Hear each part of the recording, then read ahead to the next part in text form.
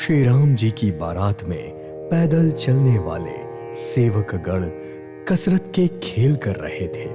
हंसी करने में निपुण और सुंदर गाने में चतुर विदूषक तरह तरह के तमाशे कर रहे थे।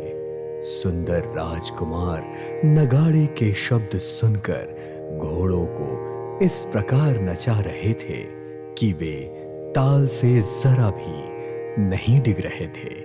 चतुर नट चकित होकर यह सब देख रहे थे।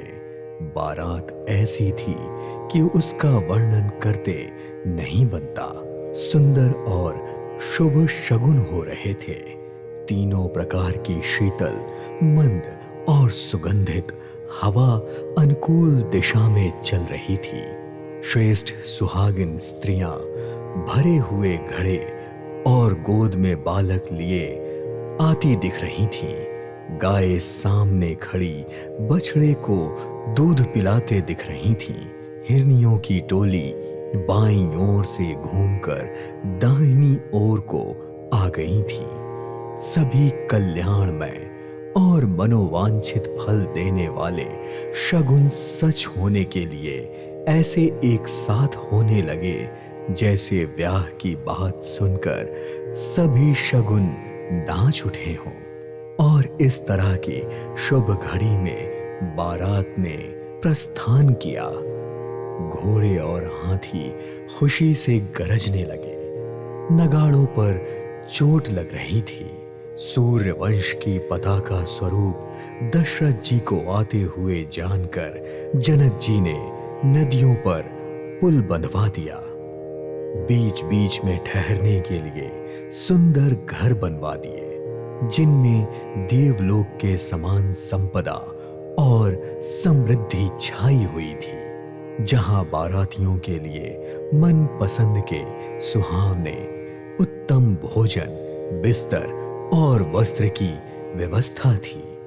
मन के अनुकूल नित्य नए सुखों को देखकर सभी बाराती अपने घरों को भूल गए।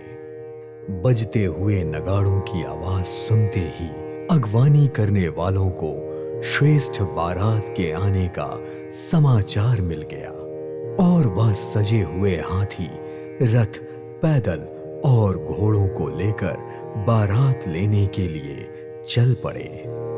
दूध, शरबत, ठंडई, जल आदि से भरे हुए सोने के कलश, अमृत के समान भांति भांति के पकवानों से भरे हुए परात, थाल तथा अनेक प्रकार के सुंदर बर्तनों में उत्तम फल और अनेकों सुंदर वस्तुएं राजा ने हर्षित होकर भेंट के लिए भेजी। और साथ ही गहने, कपड़े, नाना प्रकार के मूल्यवान रत्न और शगुन के सामान भी भेजे तथा दही, चिवड़ा और अगणित उपहार की चीजें कांवरों में भर भर कर कहार लेकर चल दिए। अगवानी करने वालों को जैसे ही बारात दिखाई दी, उनके हृदय में आनंद छा गया और उनको सजा धजा देखकर बाराती प्रसन्न होकर नगाड़े बजाने लगे। बाराती तथा अगवानी करने वालों में कुछ लोग मिलने के लिए हर्ष से दौड़कर ऐसे मिले जैसे आनंद के दो सागर मर्यादा छोड़कर मिलते हों। देव सुंदरियां फूल बरसाकर गीत गाने लगी और देवता आनंदित होकर नगाड़े बजाने लगे। अगवानी करने आए लोगों ने विनती करके सारी चीजें दशरथ जी के सामने रख दी। राजा दशरथ जी ने प्रेम सहित सब वस्तुएं ले ली और उनकी बख्शीशें याचकों को दे दी गईं। उसके बाद अगवानी करने वाले लोग बारातियों की पूजा करके और आदर सत्कार के साथ उन्हें जनवासे में ले गए। जनवासे की शोभा ऐसी विलक्षण थी जिसे देखकर कुबेर भी अपने धन का अभिमान छोड़ दे। जहां सारे बारातियों को सब प्रकार की सुविधा थी, जनकपुर में बारात आने की बात पता चलते ही सीता जी ने अपनी महिमा प्रकट की और हृदय में स्मरण कर सारी सिद्धियों को बुलाया और उन्हें राजा दशरथ जी की मेहमानी करने के लिए भेजा। सीता जी की आशा सुनते ही सारी सिद्धियां जनवासे में सारी संपदा, सुख और इंद्रपुरी के भोग विलास की सारी वस्तुएं लेकर गईं। बारातियों ने अपने अपने ठहरने के स्थान देखे तो उन्हें वहां सब प्रकार के सुखों को सुलभ पाया। ऐसे ऐश्वर्य का भेद कोई जान ना सका। सब जानकी जी की बड़ाई कर रहे थे। श्री रघुनाथ जी सीता जी की इस महिमा को जान गए थे और उनका प्रेम पहचान कर हृदय में हर्षित हो रहे थे।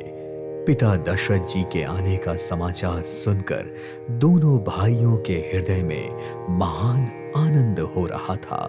संकोचवश वे गुरु विश्वामित्र जी से कह नहीं पा रहे थे, परंतु मन में पिताजी के दर्शनों की लालसा थी। विश्वामित्र जी ने उनकी नम्रता देखी तो उनके हृदय में बहुत संतोष उत्पन्न हो गया। प्रसन्न होकर उन्होंने दोनों भाइयों को हृदय से लगा लिया। उनका शरीर पुलकित हो गया और नेत्र में प्रेम के आंसू भर आए और वे दशरथ जी के जनवासे की ओर ऐसे चल पड़े जैसे सरोवर प्यासे की ओर चल रहा हो।